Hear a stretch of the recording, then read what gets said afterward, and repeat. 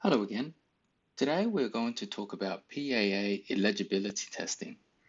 Now, you may have heard that many companies need to perform the PAA eligibility test to determine whether the PAA is appropriate to measure their liability for remaining coverage for various groups of insurance contracts.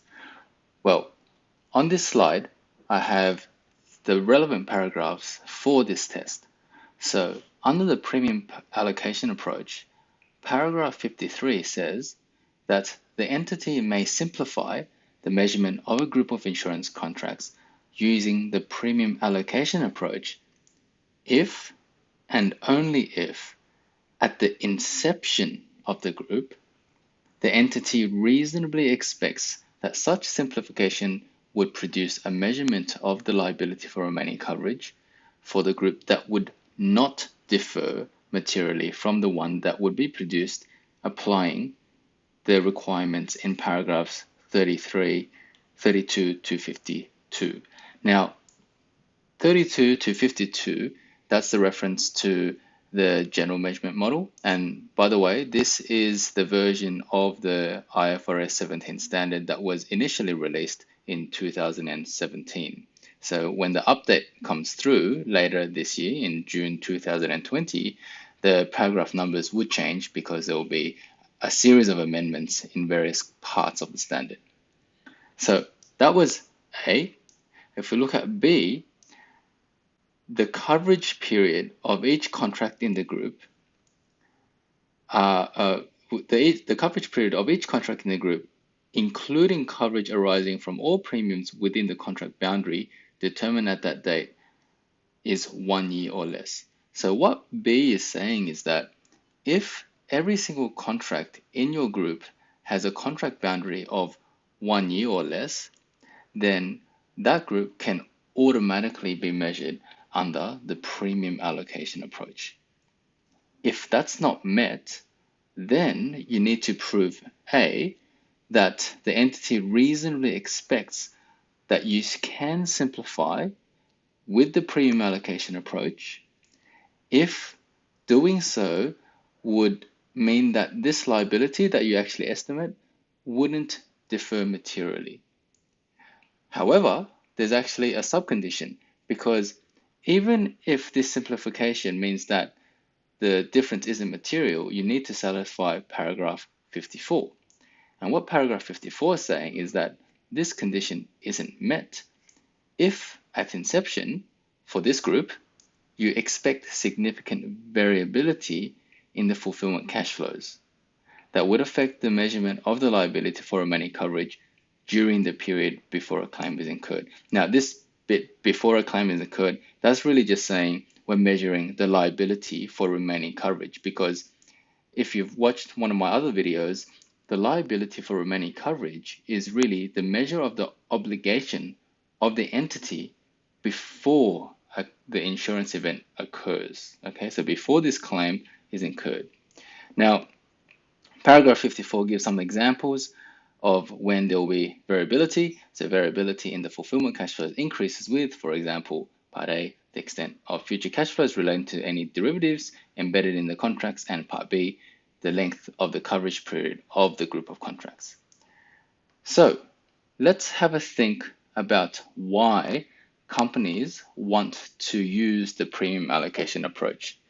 Now, if you watched one of my other videos, you'll notice that if you measure the liability for remaining coverage under the general measurement model, you'll have to break this liability for remaining coverage into various components. So one component, you have the CSM, the bit that measures your service and release of profit over time, and you earn that according to coverage units. And the next bit, the risk margin.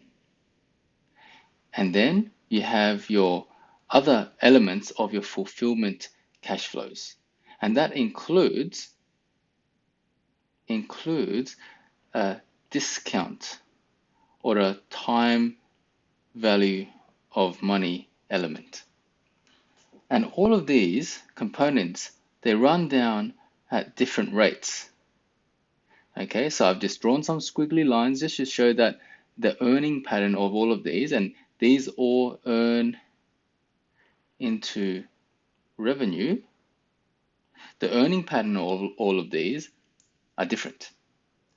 Now, the liability for remaining coverage under the PAA, if we put it really simply, we just look at our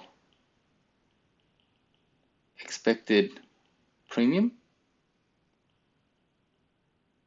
and this is adjusted for the time value of money if needed. Okay, and there are requirements stating that if there is a significant financing element, then you need to. If there isn't, then you don't need to. So it's just one component really, and then we just earn that. Okay, and there are two ways to earn. The first way is with time, i.e. evenly over time. Second way is with claims, okay, or risk, with the incident of claims or incident of risk. And I'm not going to quote the exact paragraphs in this video. We will have another video where we'll go through under what scenarios do these two actually differ. So what I want you to see for now is that this bit, the liability for remaining coverage under general measurement model, is quite a lot more complex than the liability for remaining coverage for the premium allocation approach. So the more that companies can push things into being measured under premium allocation approach, then all else being equal, there's less that they need to do to track to earn over time. And if this is a simplification of the general measurement model, then the results will be similar, but administratively, it'll be much easier to implement. Okay, so that's the why companies want to do this premium allocation approach. Now let's see how they can actually push into that. Well, we said that companies need to test for whether, first, this is similar or not at initial recognition. Okay, so assuming that your assumptions don't change, so let me use a different color. So I'll put it here. Test at initial recognition with baseline assumptions. Okay, and by the way, this is just an interpretation of what we'll need to do. So the standard doesn't really specify exactly what the test is. The standard does not even mention the word test for this testing part. So this is just an interpretation about what companies may need to think about and may need to do in order to push a contract to be eligible for the premium allocation approach. So number one is test at initial recognition the baseline assumptions, i.e. the company needs to measure the liability for remaining coverage under the PAA and the GMM at initial recognition under the baseline assumptions and the trends over time. Okay, so as an example, the liability for remaining coverage under the general measurement model might go like this. The liability for remaining coverage under the premium allocation approach might go like this. And there's a difference between, you can see these parts, they're different. Okay, so they differ. So we need to test whether they are similar enough. So that's number one. Number two, the standard says, and I'll highlight this part, at inception of the group, whether they expect significant variability in the fulfillment cash flows. So what they mean by this is, at inception, if you expect that there could be some variability in that would affect this measurement of the liability for money coverage, then that could actually push these two, the green line, that could push these two, the green line and the red line, apart from each other. Now, if that's the case, then that may mean that if nothing changes, then the green line and the red line are fairly similar. But if some variability occurs, then it's very likely that they are not similar enough. So number two, what we call this is a shock scenario, or we can call this some stochastic modeling, or we can call this a sensitivity test. Okay, so nothing is completely certain about how you're going to do that, but these are all tests of variability. So we need to vary some assumptions and look at how the green line and the red line moves, and then see if the majority of the time they are still fairly similar to one another. Now, the standard really gives examples of what might vary the green line and the red line. Sorry, not the green line, red line. What might vary the fulfillment cash flows. So in this part, I've copied and pasted the part of the standard that talks about fulfillment cash flows. Okay, so fulfillment cash flows is really just any cash flows that's in the future. There's a time value adjustment and there's a risk adjustment. Okay, forget about the contractual service margin because that's not part of the fulfillment cash flows. But paragraph 54 also talks about this variability could increase with any derivatives embedded in the contract. So what does that mean? Well, if we look at this bit from Investopedia, what is an insurance derivative? Well, an insurance derivative is a financial instrument that derives, let me highlight that, so that derives its value from an underlying insurance index or the characteristics of an event related to insurance. So let's have a look at understanding the insurance derivative. So it says, unlike financial derivatives, insurance derivative could offer a cash payout to its owner if a specific index, and this is just an example of hurricane losses, reached a target level. And so you can see why it's a derivative, because the actual payout is derived from some index. So another example could be in life insurance, you have a surrender payout, which could be derived from some other index. Or in general insurance, you could have reinsurance contracts where the specific payout is dependent on, say, an index that represents the bodily injury or some type of a liability index.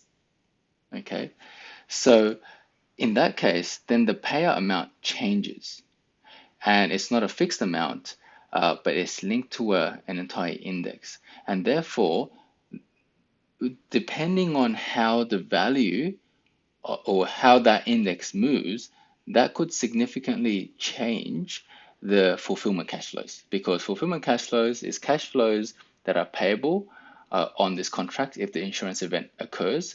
But if there's a significant amount of these losses that depend on some other factor, some other indice, then that could actually change your fulfillment cash flows. So what we need to test is how likely that is to occur, and if these index changes, then the extent of that change and the extent it pushes the green line and the red line away from each other. Okay, so just to cover it off, if the green line and the red line are close to one another at initial recognitions with no assumption change, then good, that passes one part of the test. But at the same time, even if they're very similar to each other, you need to somehow shock it or do some stochastic modeling or do some sensitivity test. Just vary your assumptions around different stages and just test it again just test what happens if either index changes, if you have embedded derivatives, or let's just say your assumptions about the loss ratio changes halfway, or your lapse assumptions change, or so a variety of other factors change. And in those variety of scenarios, you need to cover enough of those to demonstrate that this green line is still similar to the red line. And if that can be demonstrated, then you can have a group of insurance contracts where, although they have a coverage, a contract boundary of over 12 months, they can still be measured under the premium allocation approach. So I hope this video helped to clarify what the PAA eligibility testing is. And in one of the future videos, I'm going to cover a worked example of with numbers of measuring the liability for remaining coverage under the premium allocation approach and under the general measurement model. And I'm going to explain some of the mechanisms that drive the green line and the red line further apart, and some of the mechanisms that drive them closer together. So I hope you join me in that future video to go through that example. But until then, happy days.